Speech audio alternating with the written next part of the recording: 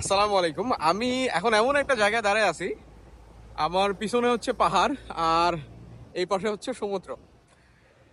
ইসলামে এই দুইটা জিনিসের আলাদা আলাদা সিগনিফিকেন্ট আছে, আলাদা আলাদা গুরুত্ব আছে। আমি আজকে এই পাহাড়ের গুরুত্বটা সম্পর্কে একটু বলি। আপনি যদি আসলে পাহাড় সম্পর্কে দেখতে চান, কুরআনে এবং হাদিসে বিভিন্ন জায়গায় পাহাড়ের ব্যাপারে বলা আছে। আমি যদি একদম শুরু থেকে বলি, হজরত আদম আলাহিসাল্লাম সাল্লাম থেকে যদি বলি, তাহলে দেখতে পারবেন যে হজরত আদম আলাহিসাল্লামকে আল্লাহ দুনিয়াতে যে পাঠাইছে, তাকে পাঠানো হয়েছিল পাহাড়ের উপরে। এখন যেটা অ্যাডাম পিক শ্রীলঙ্কাতে আছে, এটা নিয়ে যদিও কন্ট্রোভার্সি আছে, তবে অধিকাংশের মত হচ্ছে ওখানেই তাকে নামানো হয়েছিল। এবং আদম আলাহিসাল্লাম এবং হাওয়া আলাহিসাল্লামের দেখাও কিন্তু হয় এক পাহাড়ে, যেটা হচ্ছে জাবালে রহমত, আরাফার ময়দানে অবস্থিত ওইটা। এরপরে যদি আমি অন্য নবীদের ক্ষেত্রেও বলি, প্রথমে রাসূল সাল্লাল্লাহু আলাইহি ওয়াসাল্লাম সম্পর্কে বলে যাই। যেমন রাসূল সাল্লাল্লাহু আলাইহি সাল্লাম যে প্রথম ওহী পায়, তার উপর যখন ওহী নাজিল হয়, কুরআন নাজিল হয়, সেটা হয় হচ্ছে হেরা গুহাতে এবং জাবালে নূরে। সো এখানে পাহাড়। আবার আপনি যদি দেখেন হজরত নূহ আলাইহিস সালামের ক্ষেত্রে, নূহ আলাইহিস সালামও তার সাথেও কিন্তু পাহাড় সম্পৃক্ত, সেটা হচ্ছে জুদি পাহাড়। কারণ হচ্ছে নূহ আলাইহিস সালামের নৌকা জুদি পাহাড়ে এসে ঠেকে। এছাড়া হজরত মুসা আলাইহিস সালামের নবুয়ত প্রাপ্তি হয় কিন্তু পাহাড়ে, তুর পর্বতে। এরপরে ঈসা আলাইসাল্লাম যখন আসবেন দুনিয়াতে, ইয়াজুস মাজুজ যখন আসবে, আল্লাহ ইয়াজুস মাজুজ থেকে বাঁচার জন্যও বলবে, ঈসা আলাইসাল্লামকে বলবে পাহাড়ে চলে যাইতে। শেষ জামানায় দাজ্জালের ফিতনা থেকে বাঁচতেও কিন্তু বলা হয়েছে যে পাহাড়ের কথা।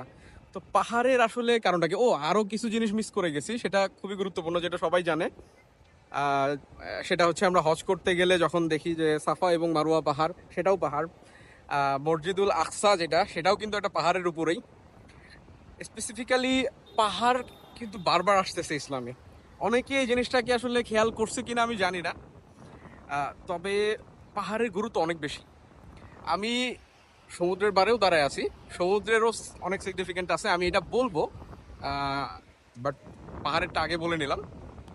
এখানে অনেক রোদ, আমি আসলে বলতে পারতেছি না, এরপরেও আমি যতটুকু চেষ্টা করতেছি। যাই হোক, তো যেটা বলতেছিলাম যে পাহাড়ের এত গুরুত্ব কেন, পাহাড়ে আসলে এমন কি আছে যে পাহাড়ের এমন গুরুত্ব। এবং এখানে আরেকটা কথা বলি, আপনি যদি দেখেন শুধু যে ইসলাম ধর্ম তা কিন্তু না, অধিকাংশ ক্ষেত্রে হিন্দু ধর্মের ক্ষেত্রেও দেখবেন, হিন্দু ধর্মে কিন্তু পাহাড়ের বেশ কিছু আছে। ওদের তীর্থযাত্রা পাহাড়ের উপরে যেতে হয়, ওদের অনেক টেম্পল, অনেক মন্দির পাহাড়ের উপরে। বৌদ্ধদের ক্ষেত্রে তো এটা অনেক বেশি, ওদের অধিকাংশ টেম্পলই হচ্ছে পাহাড়ের উপরে। চীনের মঙ্ক যারা আছে তাদের ক্ষেত্রেও দেখবেন যে ওরাও কিন্তু অধিকাংশ ক্ষেত্রে ওদের যে টেম্পলগুলো থাকে সেগুলো থাকে পাহাড়ে। তো প্রায় সবগুলো ধর্মেই পাহাড়ের একটা আলাদা ব্যাপার আছে। তো কি আছে এই পাহাড়ে, এটা আমি পরে বলবো। আমি জাস্ট আপনাদের জন্য, আপনাদের উপরে ছেড়ে দিলাম যে আচ্ছা আপনারা একটু চিন্তা করেন তো আসলে পাহাড়ে কি থাকতে পারে, যে প্রায় সকল ধর্মে পাহাড়ের ব্যাপারটা বারবার আসছে এবং পাহাড়কে কিন্তু বারবার হাইলাইট করা হয়েছে। কিছু তো একটা আছে। আপনাদের কাছে প্রশ্ন থাকলো, আপনারা যদি খুঁজে বের করতে পারেন তাহলে তো ঠিক আছে, নাহলে আমি বলে দেবো ইনশাল্লাহ। আমি জাস্ট শুধু একটা ইন্ট্রোডাকশন দিলাম, পরে কখনো পারলে ব্যাখ্যা করবো ইনশাল্লাহ।